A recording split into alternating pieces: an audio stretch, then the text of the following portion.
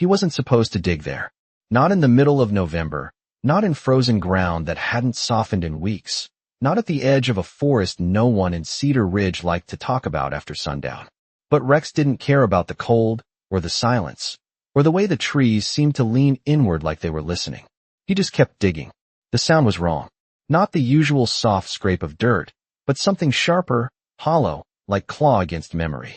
Ethan Cole stood a few yards back, boots planted in the brittle leaves, breath hanging faint in the late afternoon air. "Rex," he called once, calm, measured, the way he used to call commands overseas when hesitation meant consequences. The dog didn't stop. His shoulders worked in tight, urgent motions, muscles coiling and releasing beneath a sable coat dusted with frost. Dirt kicked back in uneven bursts, scattering across the forest floor, and still he dug. Ethan exhaled slowly, scanning the tree line out of habit more than fear. Old instincts didn't fade. They just got quieter. The woods stretched out in every direction, tall pines and skeletal branches blocking out what little light remained. The sky already dimming though it wasn't even 5. No wind. No birds. Just the steady rhythm of Rex's paws breaking the silence. Something about it pressed against Ethan's chest in a way he couldn't explain. Not danger. Not exactly. More like recognition. He stepped forward, each footfall deliberate, crunching softly over the thin crust of leaves. "That's enough," he said, firmer now. Rex paused, but only for a second. His ears twitched, head lifting just slightly, as if catching a sound too distant for human ears. Then he went back to digging, faster this time, more desperate. Ethan frowned. That wasn't disobedience. Rex had never ignored a command. Not once in 7 years. Not in training.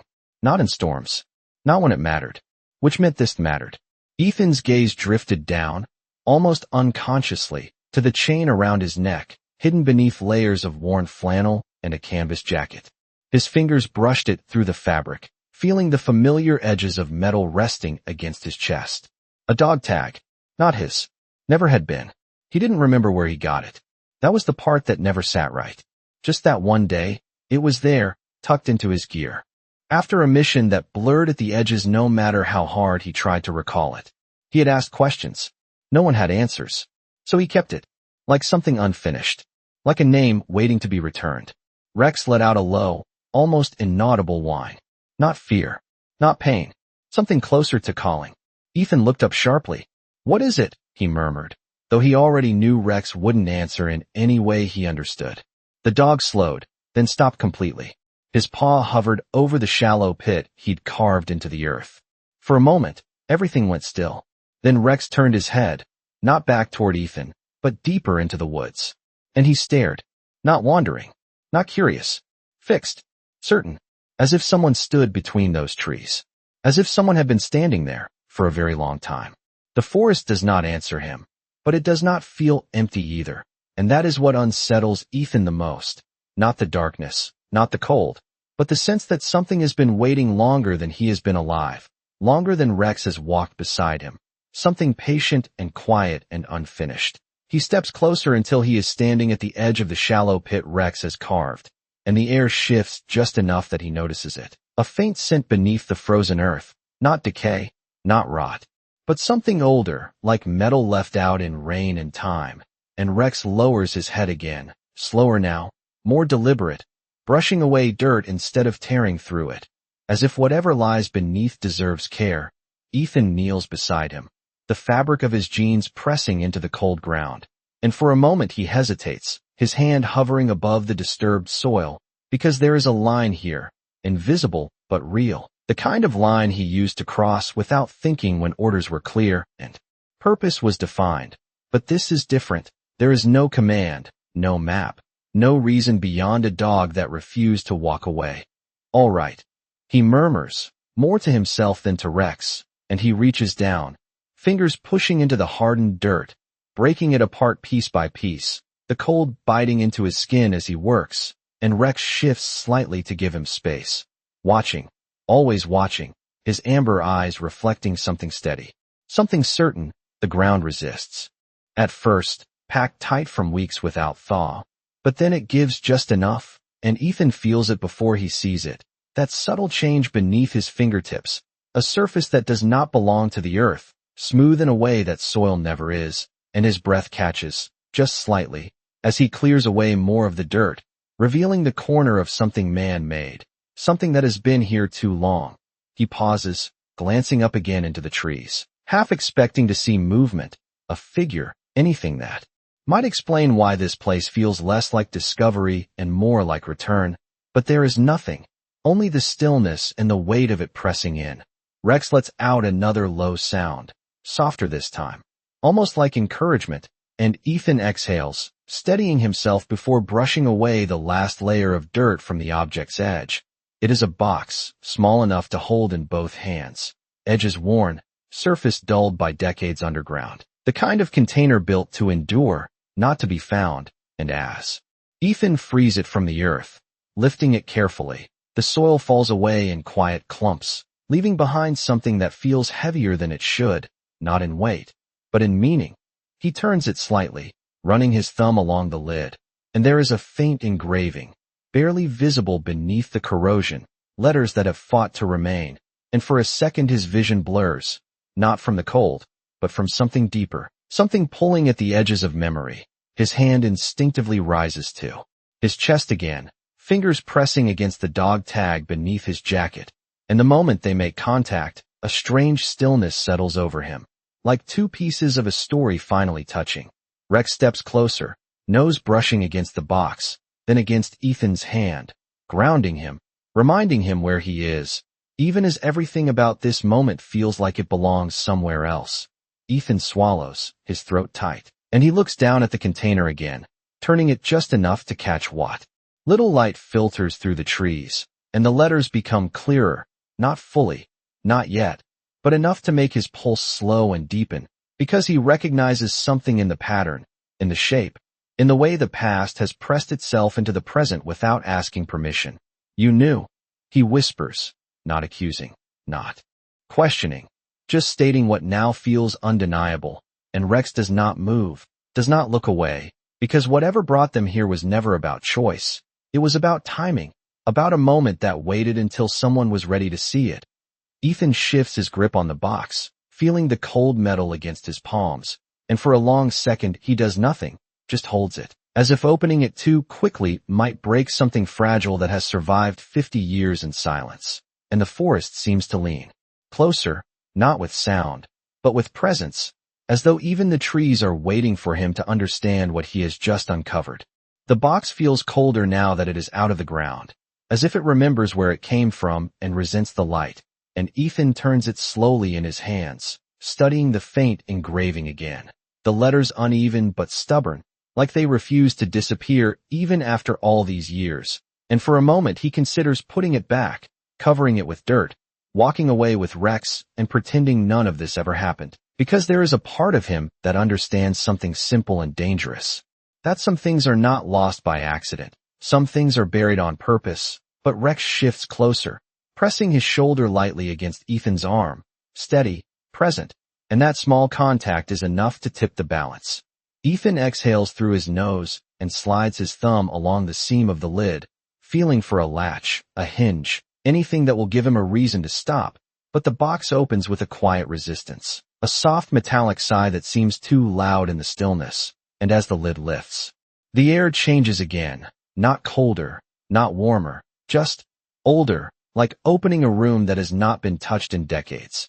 Inside, everything is arranged with care, not tossed in, not forgotten, but placed, as if someone expected it to be found one day, just not by them.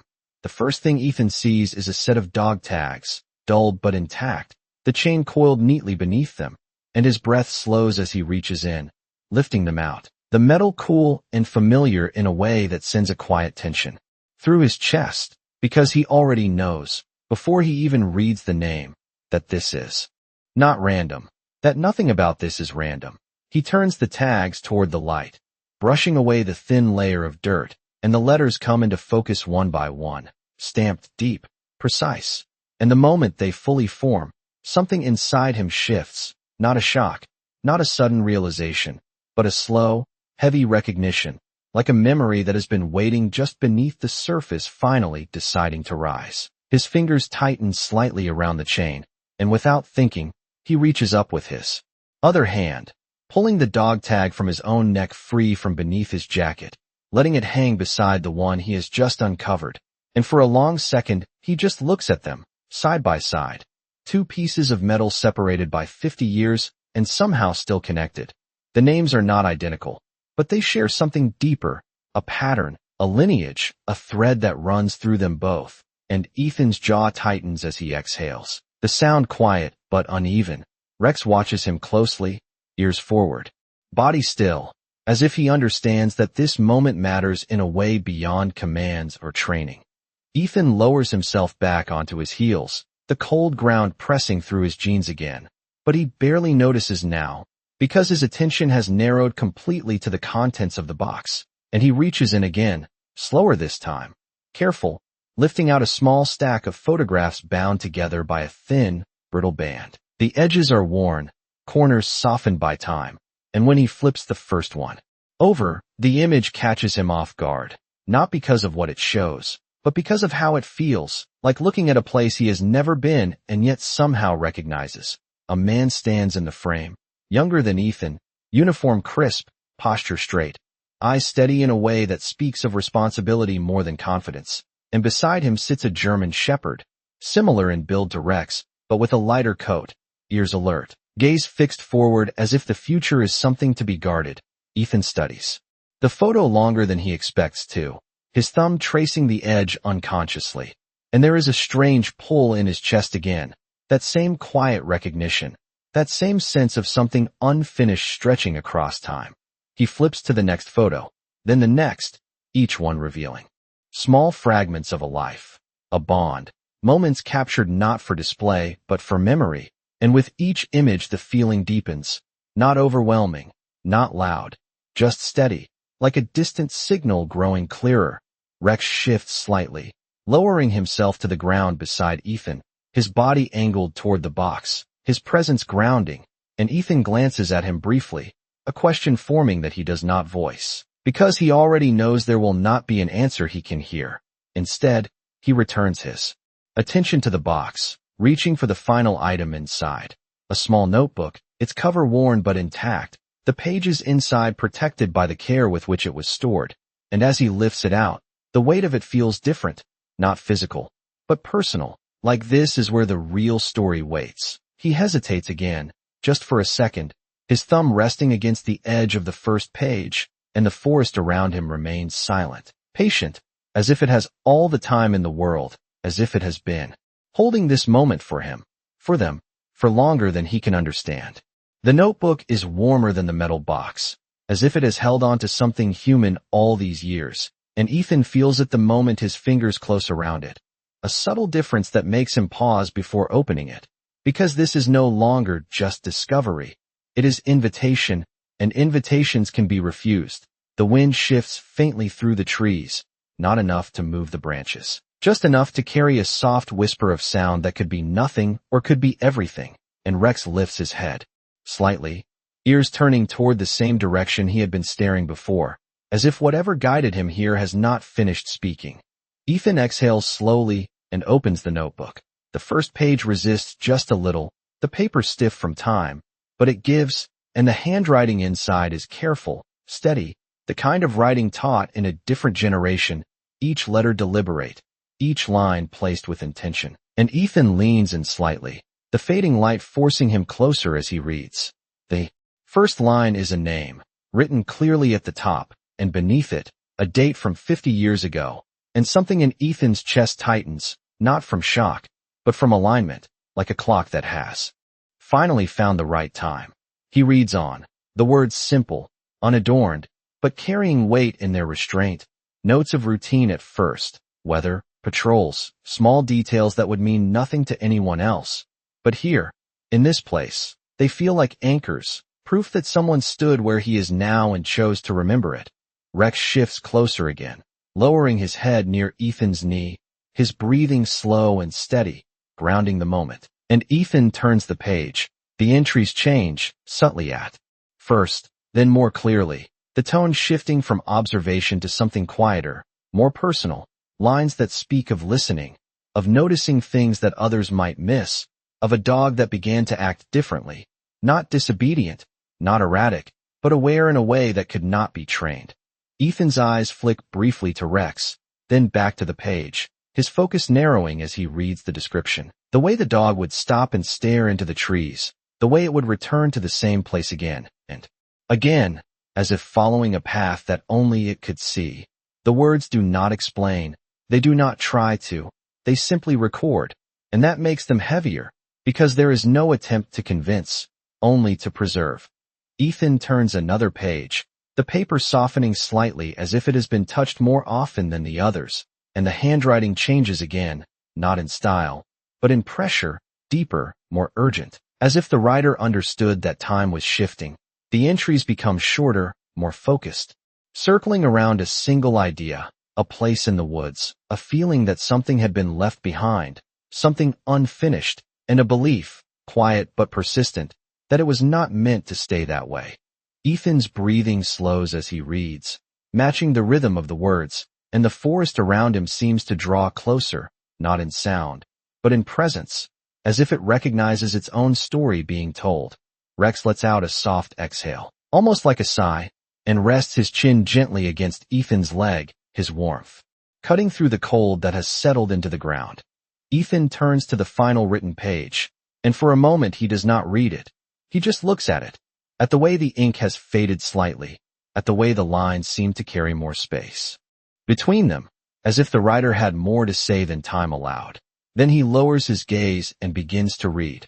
The words are fewer here, but they carry a clarity that the earlier pages only hinted at, a quiet certainty that something is about to be left behind on purpose, not abandoned, not lost, but placed, with the understanding that one day, someone else will find it. Ethan feels a subtle pressure in his chest as he reaches the final line, a sentence that does not explain everything, does not resolve the mystery, but instead opens it wider, suggesting that the connection between man and dog is not bound by time or place, that it can echo, that it can return, that it can guide.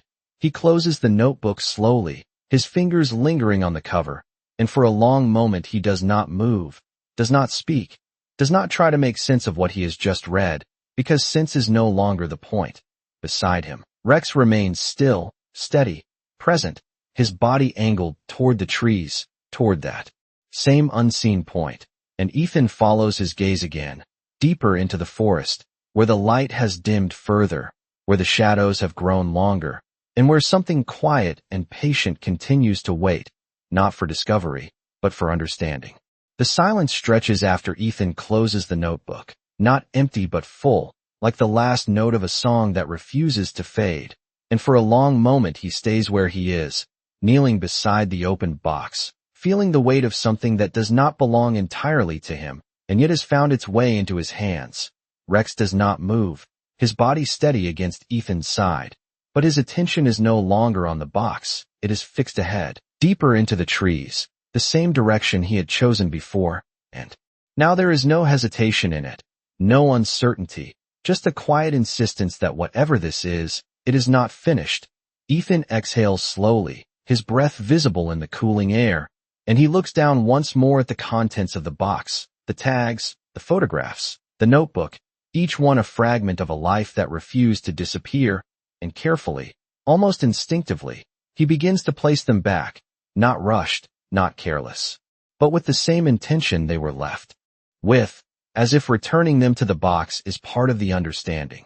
His fingers pause on the dog tags for a second longer than the rest, the metal resting against his skin, and he glances down at the one around his own neck again, the familiar weight now different, no longer just an unanswered question, but part of something larger, something that stretches beyond memory.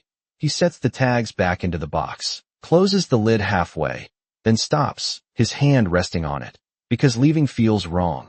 But staying here feels incomplete, like stopping in the middle of a sentence. Rex shifts, rising to his feet with a smooth, deliberate motion, and without looking back, he takes a few steps forward, deeper into the forest, then pauses, just enough to make sure Ethan is there, just enough to give him the choice.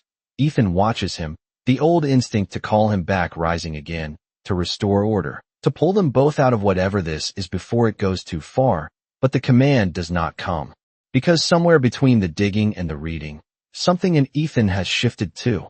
All right, he says quietly, the words steady, not forced, and he reaches down, closing the lid of the box fully this time, securing it before lifting it carefully, holding it close against his side. The metal is cold, but it does not feel distant anymore.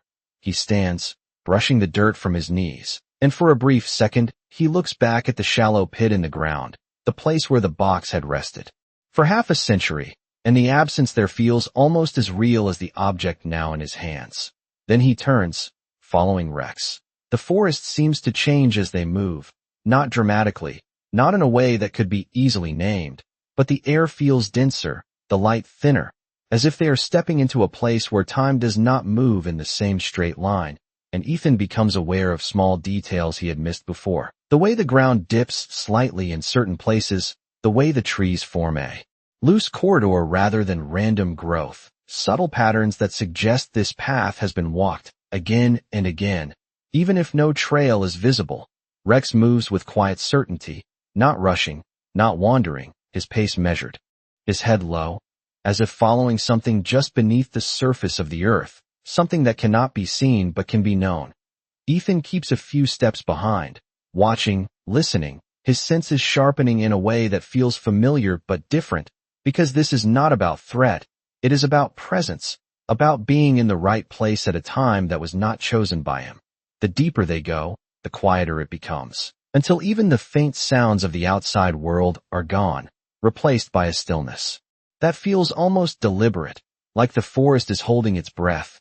Ethan adjusts his grip on the box, the edges pressing lightly against his palm, grounding him, reminding him that this is real, that whatever is happening is not just in his head. Rex slows, then stops. He stands at the edge of a small clearing, barely wide enough to be called that, where the trees pull back just enough to reveal a patch of open ground, undisturbed, untouched, as if nothing has ever been placed there, and yet everything has been waiting for it. Ethan steps up beside him, his gaze moving from the ground to the trees and back again, searching for something he cannot name, and then he feels it, not in his eyes, but in his chest, a quiet pull, the same one he felt when he first touched the box, but stronger now, clearer, as if this is where the story was always meant to lead. Rex lowers himself slowly, lying down at the edge of the clearing, his body relaxed but his eyes still alert, watching Ethan, not directing him anymore, just present. The choice is no longer his. Ethan stands there for a moment, the box in his hands, the weight of it steady, and he understands, not through logic, not through explanation, but through something simpler and deeper, that this place is not where something was hidden, it is where something was meant to be returned. The clearing does not look special at first, and that is what makes it feel important, because there is nothing here to impress the eye, no marker, no stone, no sign that anyone has ever stood in this exact place before. And yet Ethan feels at the moment he steps forward, a quiet certainty settling into his chest like something long delayed has finally arrived. The ground beneath his boots is softer here, not disturbed, not broken, just ready, and he stops a few feet in, holding the box against his side, his fingers tightening slightly around its edges as if confirming its weight, its presence, its purpose.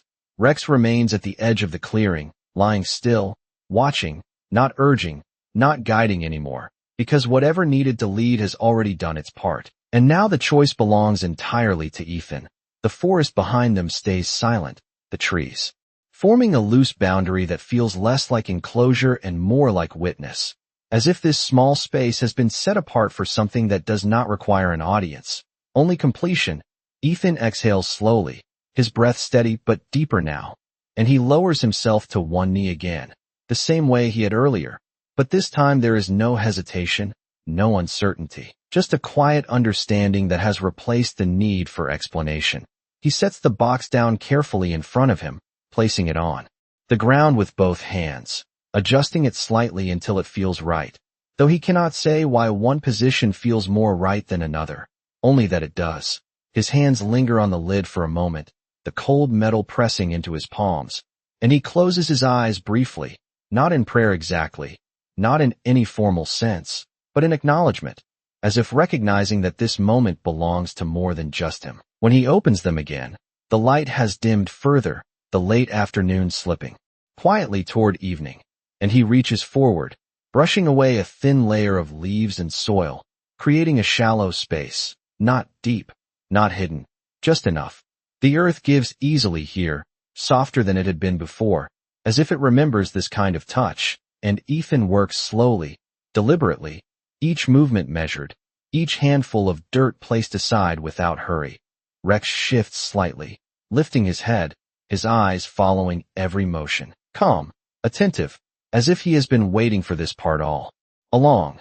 Ethan pauses once, glancing back at him, and there is something in that look, not command, not question, just recognition, a silent agreement between them that does not need words. He returns to the ground, finishing the shallow space, then lifts the box again, holding it for a second longer before lowering it into place.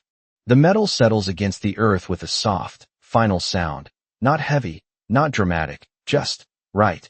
Ethan keeps his hands on it for a moment, feeling the stillness, the way everything seems to align around this single point, and then he begins to cover it, pulling the dirt back over the lid, smoothing it gently, not burying it deep, just returning it, placing it back into the rhythm of the ground. The motion is slow, almost careful in a way that feels instinctive rather than learned, and as the last of the metal disappears beneath the surface, something shifts again, subtle but unmistakable, like a tension releasing that he had not realized he was carrying. He sits back on his heels, his hands resting on his thighs, dirt clinging to his fingers, and for a long moment he does nothing, just breathes, just listens, just exists in the quiet that follows. Rex rises then, not quickly, not urgently, but with a smooth, easy motion, and he walks forward into the clearing, stopping beside Ethan, before lowering himself again, this time closer, his body angled slightly toward the spot where the box now rests beneath the soil. Ethan glances down at him, and the dog's presence feels different now, not leading, not searching, but settled, as if something that had been incomplete has finally been resolved.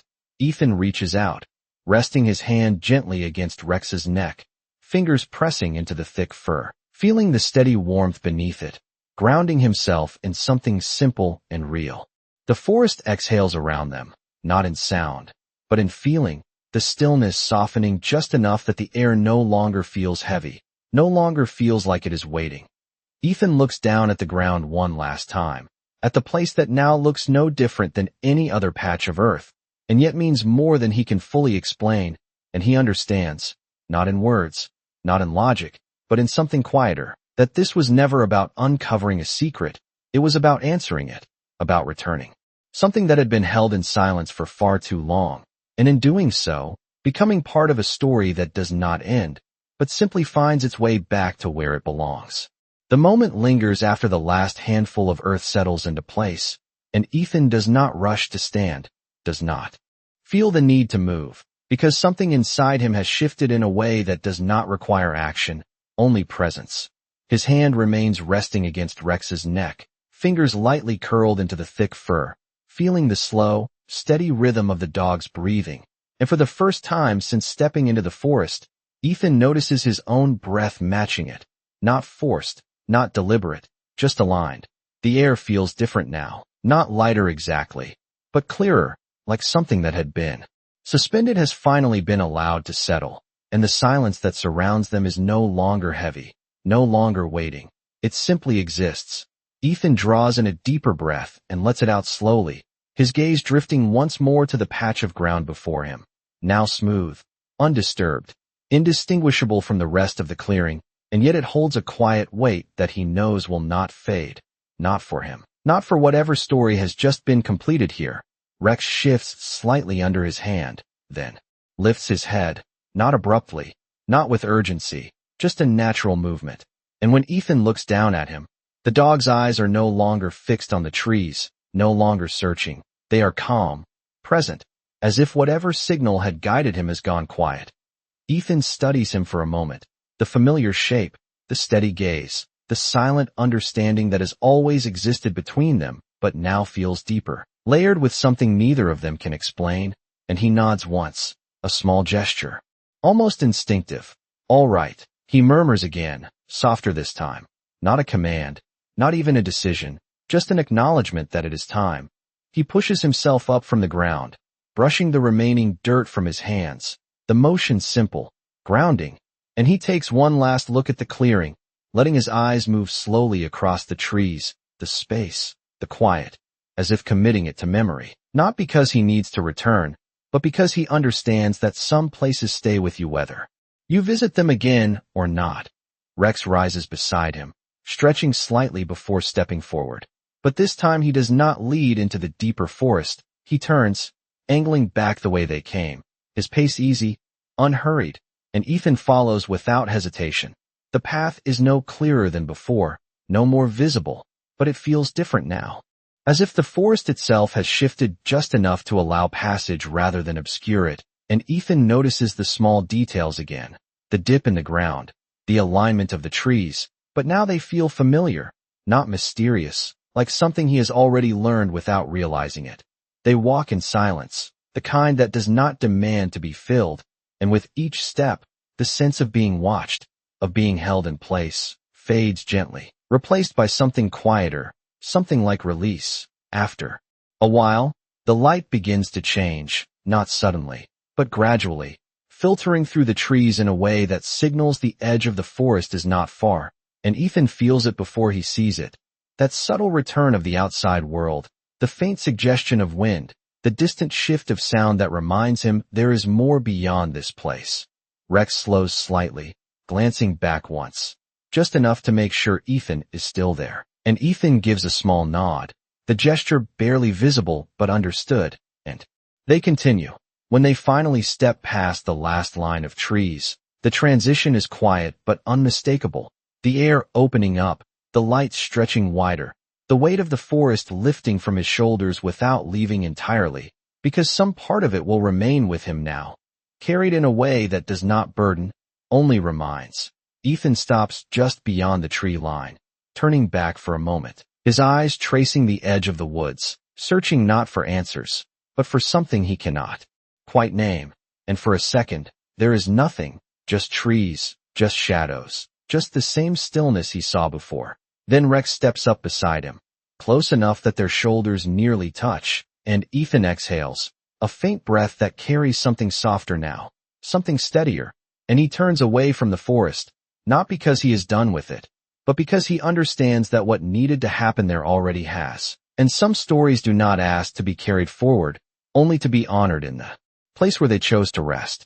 The road back feels longer than it should, not because of distance, but because something inside Ethan has slowed, as if the part of him that once moved forward without looking has learned to pause, to notice, to carry silence without needing to fill it. And Rex walks beside him now instead of ahead, his pace matching Ethan's stride with quiet precision, no longer leading, no longer searching, just present in a way that feels complete. The sky above has shifted into that soft gray blue that comes just before evening settles in, and the air carries a faint chill that presses gently against the skin, not harsh, not biting, just enough to remind him that time is still moving. Even when something inside feels suspended, Ethan keeps his hands in his jacket pockets, fingers brushing lightly against the metal tag at his chest, the one he has carried for years without understanding, and now, as it rests against him, it feels different, not heavier, not lighter, just known. He slows for a moment, reaching up to pull it free, letting it hang between his fingers as he walks, the edges worn smooth from years of contact, the engraved letters catching what little light remains, and for the first time, he does not try to question where it came from or why it stayed, because the need for explanation has quieted, replaced by something steadier, something that does not demand answers to feel true. Rex glances at him briefly, his ears flicking once, then forward again, and Ethan lets out a small breath, almost a laugh, though there is no humor in it, just recognition, the kind that comes when something finally settles into place without resistance. The path opens up gradually, the trees thinning until the forest gives way to open ground, and the distant outline of Ethan's small cabin comes into view, its silhouette familiar against the fading light. A place he has returned to countless times, and yet tonight feels slightly different, not changed, just seen in a new way. He pauses for a second at the edge of the clearing outside his home, turning back once more toward the woods, not searching now, not expecting anything, just acknowledging it, the way one might nod to something that has given more than it asked for. The forest stands still, quiet, unchanged, and yet Ethan knows it is not the same place it was when he entered, because he is not the same man who walked into it. Rex moves ahead a few steps, then stops near the porch, looking back as if waiting, and Ethan follows, his boots crunching softly against the gravel as he approaches the door. He reaches for the handle, then pauses, his hand resting there, and for a brief moment, the stillness returns, not from the forest, but from within, a quiet space that has opened where something unresolved used to sit. He looks down at the tag in his hand, turning it once between his fingers, then slowly slips it back beneath his shirt, letting it rest where it has always been, but now with a different understanding, not as a question, but as a connection. Inside the cabin, the air is still, carrying the faint scent of wood and thyme, the familiar creak of the floor greeting him as he steps in, and Rex follows, moving to his usual spot near the old rug without hesitation, circling once before settling down with a quiet exhale. Ethan closes the door behind them, the soft click echoing briefly before fading, and he stands there for a moment, listening, not to anything outside, but to the absence of what once filled him, that constant low tension, that unanswered pull, now replaced by something calmer, something quieter. He moves slowly through the room, setting a kettle on the stove out of habit, the simple action grounding him, and as he waits for the water to heat, he leans against the counter, his gaze drifting to the small window that faces the tree line in the distance.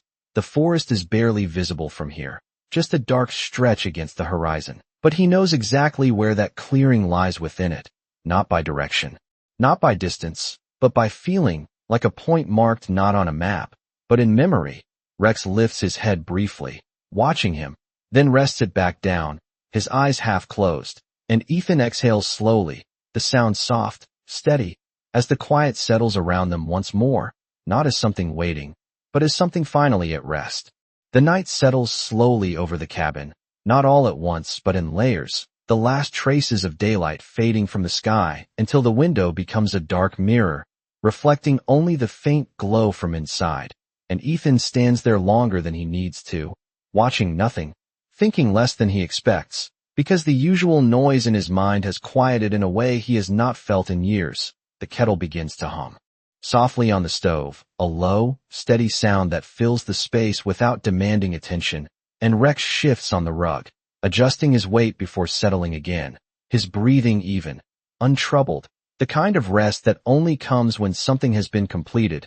Ethan moves without hurry, pouring the hot water into a chipped mug, the steam rising in thin, curling lines that catch the light for a moment before disappearing, and he wraps his hands around it, feeling the warmth seep into his fingers, grounding him in something simple, something present.